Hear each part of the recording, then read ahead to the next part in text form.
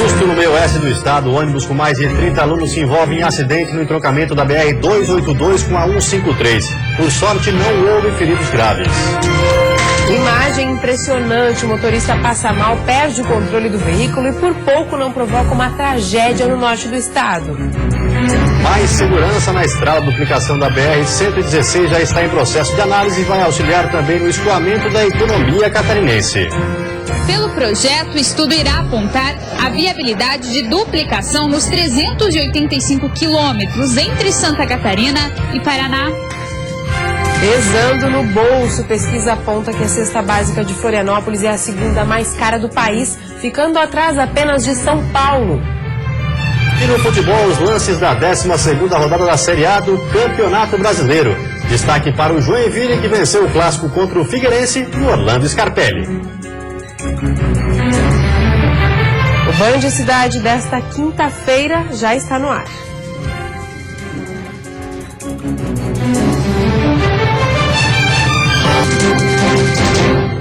Olá, boa noite. Olá, boa noite. Um susto no meio oeste do estado. Uma colisão entre dois ônibus no trevo de Irani deixou algumas crianças feridas, mas por sorte sem gravidade. O laudo da Polícia Rodoviária Federal, que vai apontar as causas do acidente, deve ficar pronto em 5 dias.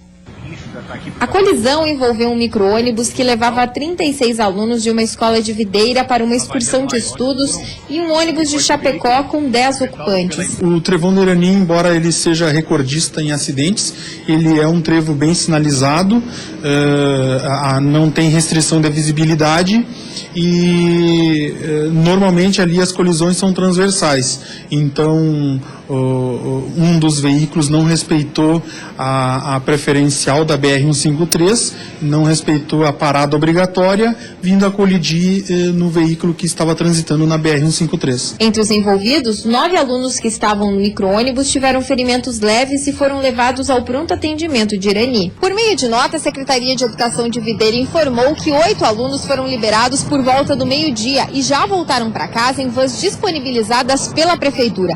Apenas um estudante com suspeita de fratura na perna foi encaminhado ao Hospital de Concórdia, mas passa bem. O laudo da Polícia Rodoviária Federal sobre o acidente deve ficar pronto em até 5 dias. Um acidente impressionante ocorrido no domingo em Barra Velha, no norte do estado, está repercutindo nas redes sociais. Nas imagens feitas com o celular, é possível ver o momento em que o veículo branco perde o controle e bate na mureta. Segundo a Polícia Rodoviária Federal, que atua na região, a motorista vinha de São José dos Pinhais, no Paraná, em direção a Florianópolis, quando passou mal. Apesar do susto e da violência da batida, ninguém ficou ferido. Mais segurança nas estradas e mais economia para as indústrias. É isso que prevê um estudo de duplicação da BR-116. O estudo está sendo realizado pela concessionária que administra a rodovia. Hoje, a BR-116 é considerada a principal via de ligação entre o Rio Grande do Sul e sudeste do país. Por aqui passa boa parte do escoamento da produção dessas regiões. Para a Federação das Indústrias de Santa Catarina, a duplicação da 116 representa desenvolvimento e economia. Nós precisamos ser competitivos e hoje a média nacional, esse custo é de 11 centavos. Então nós já estamos 3 centavos acima. E como essa economia, como eu citei antes, ela é muito grande, apenas com 1 centavo, então mostra a dificuldade que hoje o nosso estado e o quanto nós estamos atrás de outros estados. Então é importante, né, nós pensarmos em todos esses projetos de infraestrutura e a 116, pela importância que ela tem para o escoamento da produção, é importantíssimo sim para a indústria. Pelo projeto, o estudo irá apontar a viabilidade de duplicação nos 385 quilômetros entre Santa Catarina e Paraná, além das obras necessárias nos perímetros urbanos da rodovia. Segundo a concessionária, até agora foram identificados 270 quilômetros que têm viabilidade para a duplicação. A rodovia duplicada também deve representar mais fluidez no trânsito e segurança. O estudo de viabilidade será entregue no final do mês. Depois disso, a Agência Nacional de Transportes Terrestres irá definir se aprova ou não a execução do projeto e de que forma a obra será custeada. Se for possível nós encontrarmos uma solução já para que a 116 seja talvez o início de uma nova etapa, de uma nova era de uma fase melhor da infraestrutura do nosso estado, que isso então aconteça. E a seguir, regularização fundiária. Moradores e autoridades de Joinville discutem a ocupação em áreas irregulares. E ainda a pesquisa aponta que a cesta básica de Florianópolis é a segunda mais cara do país.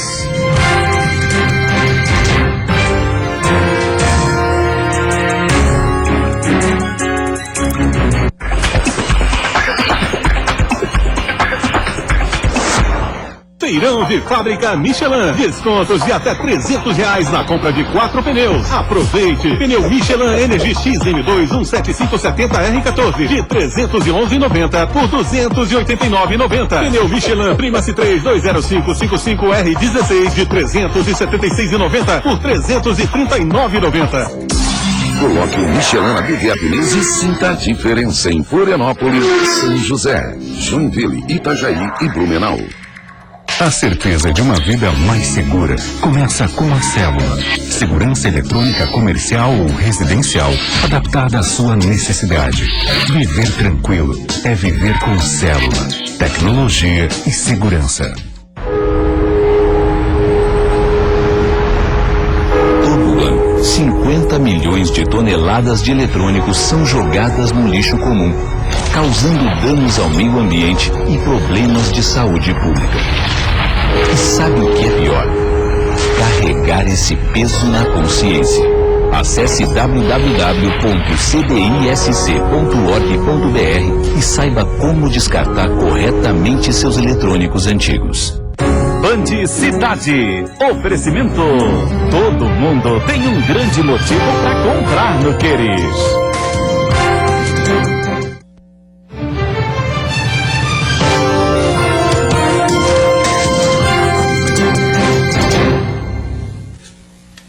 Viver na capital do estado está ainda mais caro. Uma pesquisa apontou que a cesta básica de Florianópolis é a segunda mais cara do país entre as capitais pesquisadas, ficando atrás apenas de São Paulo. Na hora das compras do mês, o consumidor faz o que pode para economizar e está cada vez mais difícil. O custo de vida em Florianópolis subiu novamente em junho e o cenário já era esperado, segundo este administrador. Com as mudanças climáticas que ocorrem nesse período, uma mudança de estação por um período mais frio, vários produtos sofrem com essa alteração e normalmente os preços sobem. Com alta em junho de 0,83%, a inflação na capital catarinense de janeiro até agora chegou aos 5,78%. O resultado é mais alto do que o registrado no período do ano passado. A alimentação foi a principal responsável por essa elevação. E os clientes já perceberam que a cesta básica está pesando mais no bolso. Tem que levar tudo pela metade, porque se encher o carrinho não leva.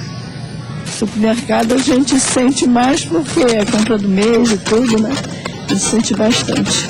Tem coisa que não dá para deixar de comprar, né? Então a gente tem que levar. Agora aquilo que pode ser evitado, deixa para outro dia, quem sabe baixa um pouquinho, né?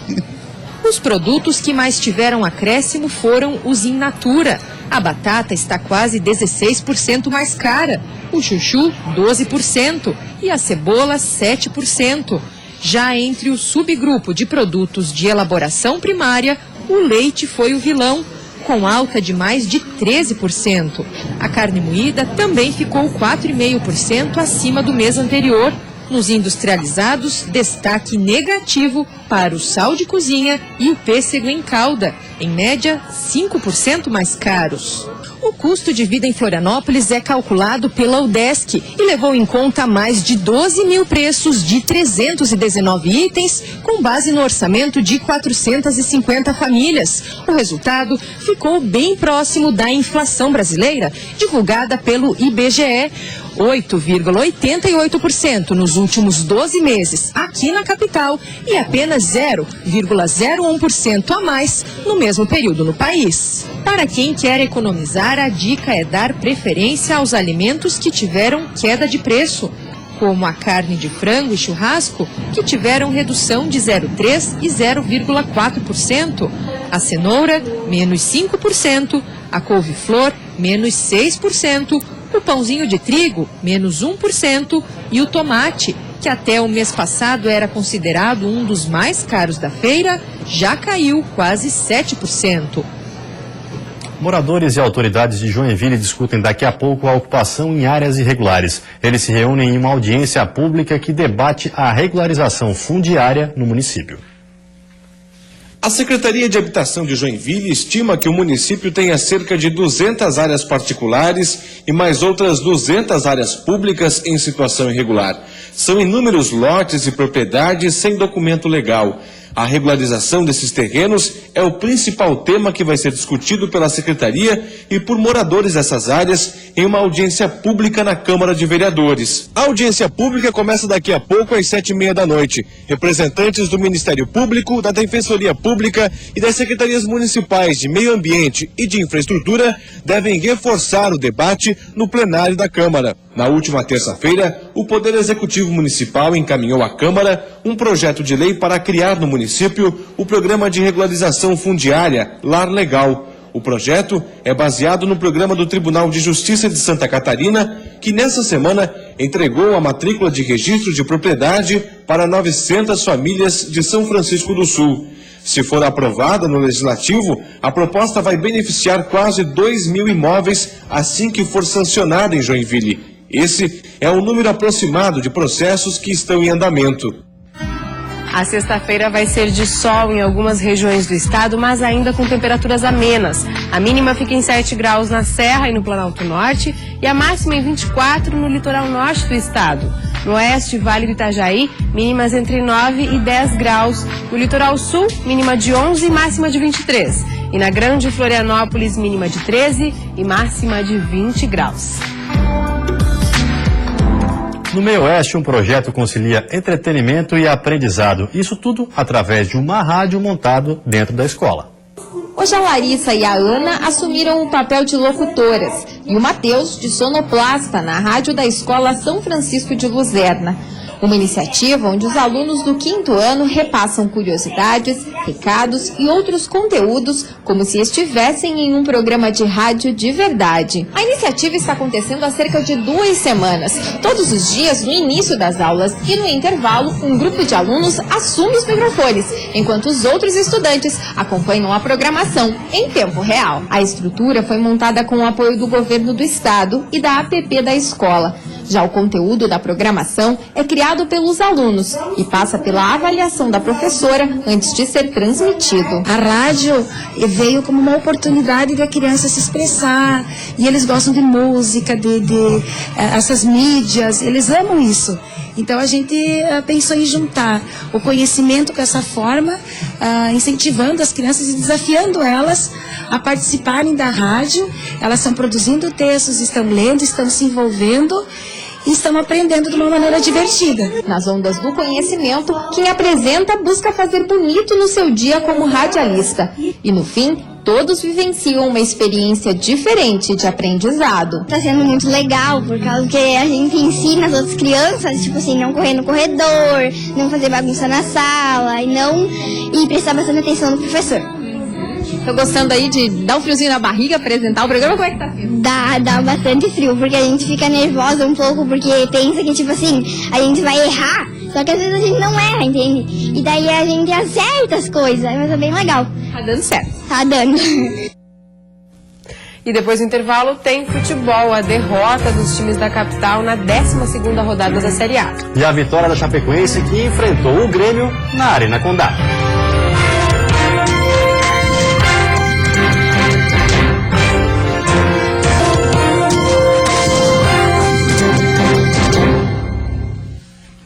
Agora o futebol, os times da capital abusaram dos gols perdidos e foram derrotados na 12ª rodada da Série A. Destaque para a Chapecoense que venceu o Grêmio na Arena Condá. Na Arena Condá, um jogo bastante disputado entre Chapecoense e Grêmio. E o Verdão do Oeste começou atacando a Apodi. O Grêmio respondeu na sequência, mas sem sucesso. Aos 31 minutos do segundo tempo, Weber Santana cruza da direita e Bruno Rangel de cabeça faz o gol da primeira vitória da Chapecoense contra o Grêmio no Campeonato Brasileiro. O time catarinense subiu para a 9ª posição com 19 pontos. A confiança dos atletas no nosso trabalho e a entrega deles. Sem isso, por mais que você fale, fica difícil. E eles estão cada dia mais confiando no potencial deles, mas sempre com o pé no chão. Em São Paulo, o Palmeiras abriu o placar aos 7 minutos do primeiro tempo com o Rafael Marques, que chutou forte no canto sem chances para o goleiro Wagner. No segundo tempo, o Avaí teve várias chances, mas não soube aproveitar. O Palmeiras, mais entrosado, marcou o segundo com o Lucas e o terceiro com o Cristaldo, já no finalzinho da partida. Com 13 pontos, o Leão da Ilha está na 15ª posição, pertinho da zona do rebaixamento. Quando estava com o score mínimo, acho que a equipe ela criou, ela teve condições, ela conseguiu colocar a marcação no campo adversário. Titubeamos ali, tomamos um segundo gol, aí desorganizou um pouquinho. É isso que ficou ruim. No Orlando Scarpelli, um jogo com campo encharcado e poucos torcedores. O Figueirense não perdia em casa há 19 jogos e foi surpreendido pelo Joinville, logo aos 10 minutos do primeiro tempo, com este gol de cabeça de Kempis. Na sequência, o Alvinegro teve várias chances de gol, mas desperdiçou todas, principalmente com Everaldo, que ainda não marcou depois que voltou ao time.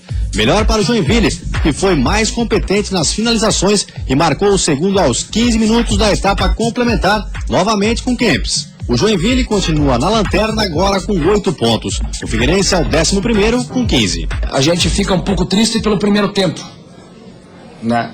Que o primeiro tempo a gente poderia ter saído com resultado diferente. Daqui a pouco, se a gente tivesse empatado no primeiro tempo, o resultado do jogo seria outro. Agora, nós reclamar do segundo tempo, não.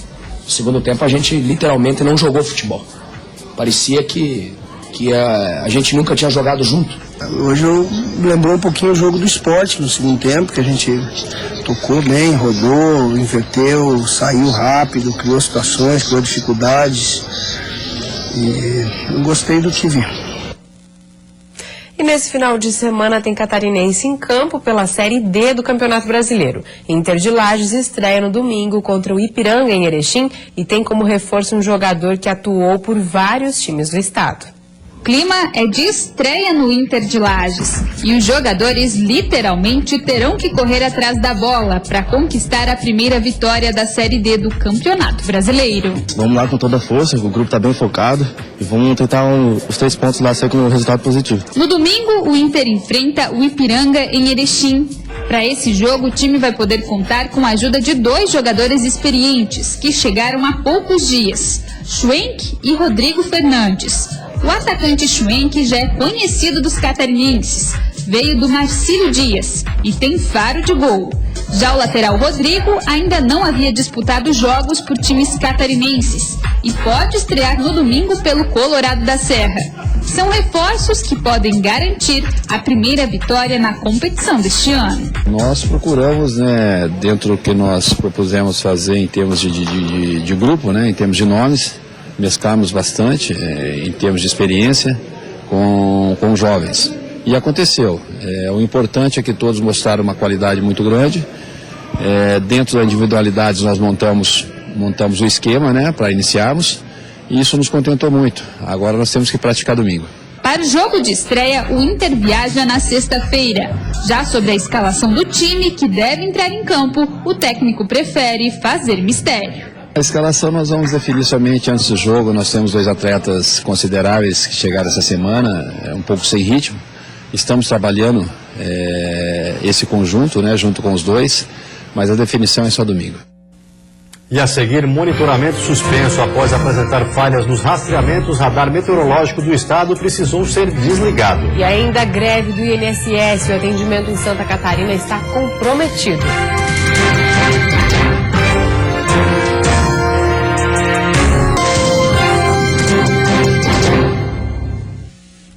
A queda nas exportações de carne suína no primeiro semestre do ano preocupa os criadores. Com a maior oferta do produto no mercado, a alternativa é investir no aumento do consumo interno de carne suína. No primeiro semestre de 2015, a Rússia se consolidou como o maior comprador de carne suína brasileira.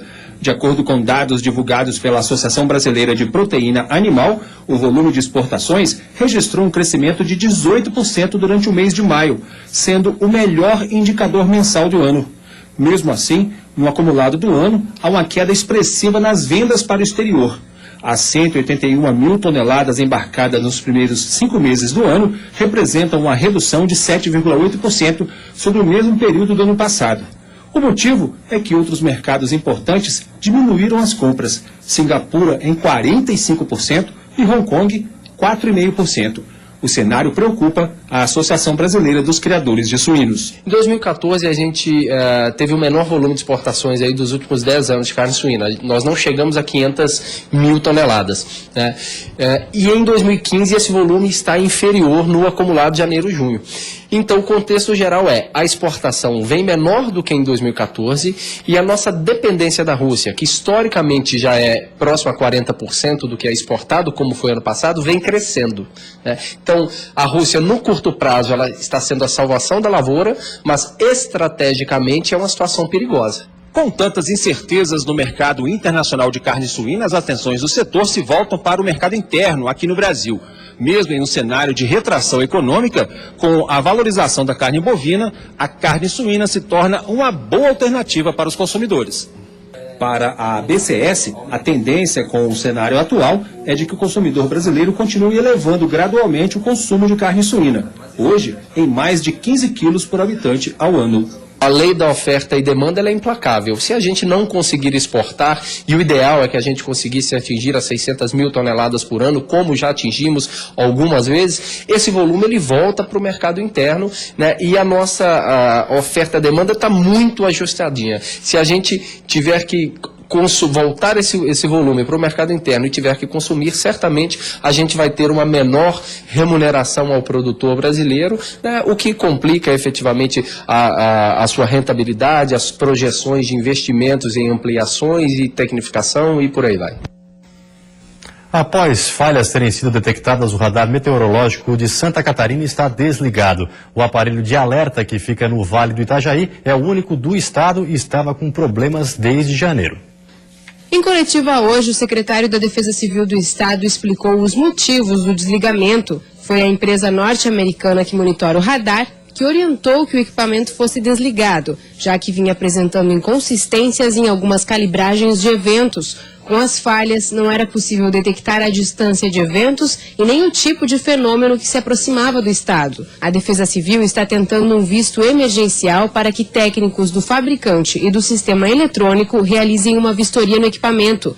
Mas até que isso aconteça, o radar permanecerá desligado. A cobrança ela já vem acontecendo, tanto é que nós não recebemos o radar ainda e não pagamos a última parcela do radar, que é contra o recebimento. Nós não vamos dar o aceite, o recebimento do radar enquanto ele apresentar inconsistências. Isso nós deixamos muito claro.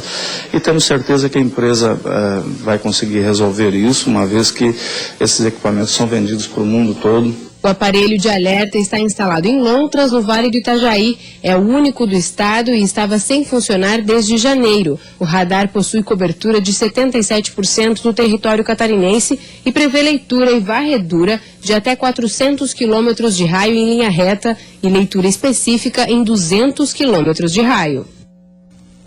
Foi aprovado na Câmara de Vereadores de Chapecó um projeto que pretende melhorar o serviço de abastecimento de água e esgoto na cidade. Atualmente, entre a Prefeitura e a CASÉ existe um contrato de associação compartilhada e que o mesmo deve ser mudado, repassando as responsabilidades total sobre a distribuição de água e saneamento básico para a estatal. A mudança deverá facilitar a liberação de financiamentos, já que é uma exigência dos bancos que o serviço já seja terceirizado para a aquisição de recursos. No novo contrato já estaria incluída a construção do projeto Chapecozinho, que prevê 203 milhões de reais para a construção de uma macroadutora, que poderá garantir o abastecimento para os próximos 50 anos. O prazo do contrato aumentaria em 14 anos, de 2031 até 2045. Atualmente, Chapecó possui 34 bairros e 233 loteamentos. 3 dias após o início da greve do INSS, em Santa Catarina, as agências já registram prejuízos nos serviços. Auxílios como aposentadoria, seguro-desemprego e afastamento por doença são os mais procurados. Somente os horários agendados estão sendo atendidos. Em Florianópolis, mais uma vez, as agências informaram a população sobre a greve. No centro, servidores do INSS se reuniram e somente os atendimentos agendados foram cumpridos. Ninguém mais foi autorizado a entrar. No continente, que atendia normalmente, as atividades podem parar na semana que vem. Primeiro, database, para ter um dia no ano que a gente possa conversar, assim como o Conjunto Geral dos Trabalhadores possa conversar com o nosso empregador, isso não existe para nós, do serviço público.